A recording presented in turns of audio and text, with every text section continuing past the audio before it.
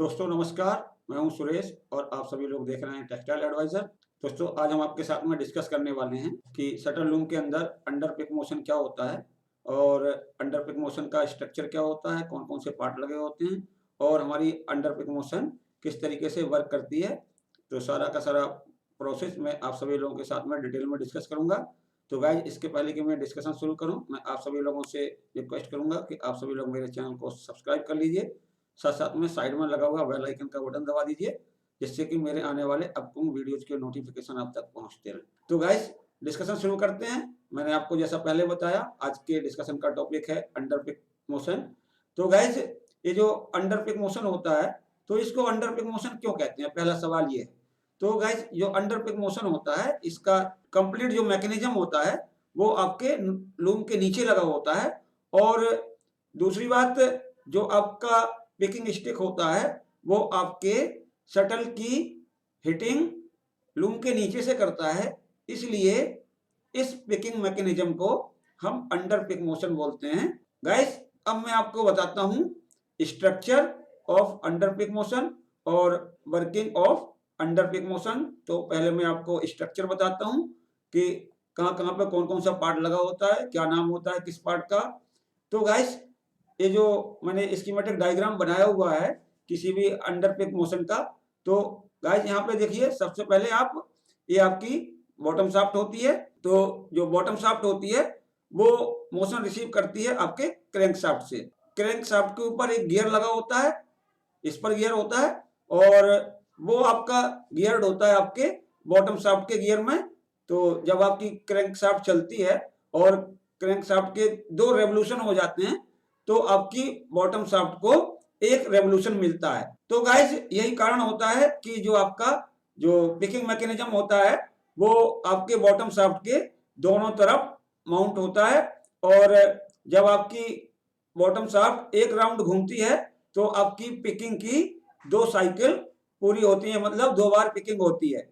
तो गाइस देखिए यहाँ पे ये है आपका बॉटम शाफ्ट के ऊपर आपका ये पिकिंग टैपेट है। ये पिकिंग टैपेट आपका बॉटम शाफ्ट के ऊपर क्लैंप और बोल्ट्स की सहायता से यहाँ पे फिक्स होता है, मतलब फास्ट होता है। गाइस ये जो हमारा पिकिंग टैपेट होता है, तो देखिए किस तरीके से मूव कर रहा है। ये मूव कर रहा है इधर को, मतलब क्लॉकवाइज डायरेक्शन में मूव कर रहा है। और इसी पिकिंग टैपेट के साथ में एक पिकिंग टैपेट नोज होती है, ये भी नट बोल्ट की सहायता से फिक्स होती है। आपकी मशीन के अंदर साइड में एक साइड शाफ्ट लगी होती है। तो जो साइड शाफ्ट होती है वो 2 ब्रैकेट्स के ऊपर फिक्स होती है। ये आपका ब्रैकेट पहला वाला, ये ब्रैकेट दूसरा वाला, और इन ब्रैकेट्स में क्या होता है, बियरिंग्स लगे होते हैं। एक बियरिंग यहाँ लगा होगा, एक बियरिंग यहाँ लगा होगा। तो गाइस ये जो आपकी साइड शाफ्ट होती है ये किसी भी डायरेक्शन में मूव करने के लिए फ्री होती है। मतलब अगर आप चाहो तो इसको क्लॉकवाइज रोटेट कर लो, और अगर आप चाहो तो इसको एंटी क्लॉकवाइज रोटेट कर लो, ये किसी भी डायरेक्शन में मूव कर सकती है। तो गाइस जैसा कि मैंने आपको बताया कि जब बॉटम शाफ्ट घूमता है तो उसके साथ में आपका पिकिंग टैपेट घूमता है। तो जब पिकिंग टैपेट घूमता है और एक पोजीशन ऐसी आती है कि जो आपका पिकिंग टैपेट का नोज होता है वो टच होता है आपके कॉन से। तो ये जो कॉन होता है वो आपके साइड शाफ्ट पे माउंट होता है। तो जैसे ही आपका पिकिंग टैपेट नोज आपके कोन को प्रेस करता है या पुश करता है, तो डाउनवर्ड पुश करता है ये। तो गाइस जब डाउनवर्ड पुश करता है तो क्या होता है कि आपका जो साइड शाफ्ट है उसको रोटेशन मिलता है और उसको पार्शियल एंगुलर रोटेशन मिलता है। तो गाइस देखिए किस दिशा में घूमता है ये है आपकी रोटेशन की डायरेक्शन। तो ये क्या होता है कि ये जो आपकी मोशन थी वर्टिकली ट्रांसफर होती है। ये आपकी देखिए हॉरिजॉन्टल माउंटेड है, ये हॉरिजॉन्टली माउंटेड है, और ये आपका इसके 90 डिग्री पे आपका साइड शाफ्ट माउंटेड है। तो जैसे ही आपका पिकिंग टैपेट नोज प्रेस करता है कोन को, तो कोन जब डाउनवर्ड जाता है तो आपकी साइड शाफ्ट को 90 डिग्री पे पार्शियल एंगुलर मूवमेंट मिलता है। तो गाइस देखिए ये जो आपकी साइड शाफ्ट है ये वर्टिकल डायरेक्शन में घूमती है, मतलब जो आपकी मोशन ट्रांसफर हो रही है वर्टिकली ट्रांसफर हो रही है। और यहाँ पे ये जो आपकी साइड शाफ्ट है तो ये एंटी क्लॉकवाइज डायरेक्शन में घूमना चालू कर देती है। और गाइस ये जो आपकी साइड शाफ्ट है तो ये साइड शाफ्ट अपने दूसरे सिरे पे क्या होता है, लगभग 90 डिग्री एंगल पर झुकी हुई होती है।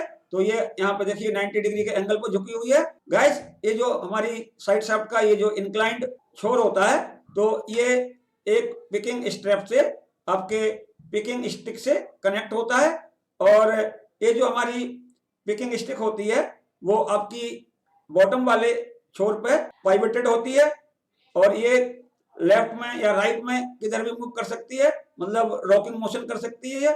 और ये जो आपकी पिकिंग स्टिक का बॉटम पार्ट होता है वहां पे एक पुलिंग स्प्रिंग लगी होती है, और यहाँ पे जो आपका टॉप पार्ट होता है पिकिंग स्टिक का, ये कनेक्ट होता है एक बेल्ट के थ्रू पिकर से।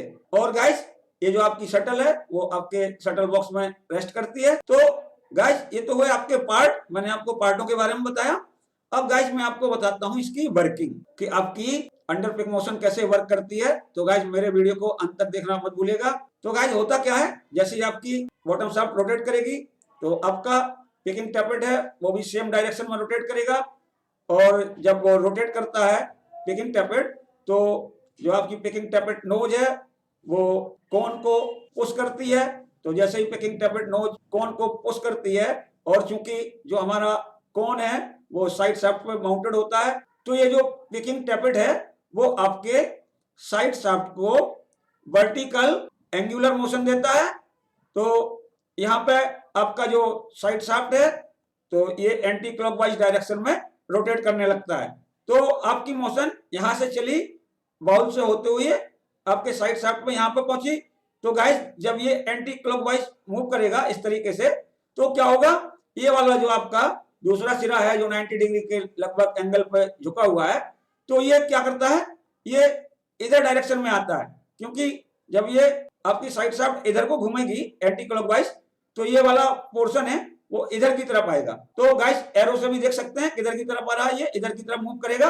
और चूंकि हमारी पिकिंग स्टिक कनेक्ट है आपके साइड शाफ्ट के दूसरे छोर से, तो यहाँ पे जैसे ही आपकी साइड शाफ्ट जाएगी, आपकी जो हमने एरो दिखाया हुआ उस तरफ जाएगी, तो आपकी पिकिंग स्टिक भी जो हमने एरो बनाया हुआ उसकी डायरेक्शन में जाती है। देखिए गाइस इधर को जाती है, और जैसे ही ये इधर को जाती है तो इसके साथ में जो आपकी पिकिंग स्टिक के साथ में पिकर अटैच्ड होता है, ये पिकर अटैच्ड है यहाँ पे, तो ये आपके शटल को बहुत जोरदार तरीके से हिट करता है, और इस तरीके से आपकी जो शटल है एक बॉक्स से दूसरे बॉक्स में पहुंच जाती है। और गाइस जैसे ही आपकी शटल हिटिंग होती है उसके बाद में ये पुलिंग स्प्रिंग लगी होती है, तो ये आपके कंप्लीट मैकेनिज्म को अपने ओरिजिनल पोजीशन पे ले आती है, जहां पे आपका कोन रेस्ट करता है वहां पे आपका पूरा मैकेनिज्म आ जाता है। और गाइस ये देखिए ये पिकिंग टैपेट के अंदर ये बोल्ट्स लगे होते हैं, यहाँ पे देखिए। तो इन बोल्ट्स की सहायता से आप अपने पिकिंग टैपेट की जो टाइमिंग होती है उसको आप कम कर सकते हैं, ज्यादा कर सकते हैं।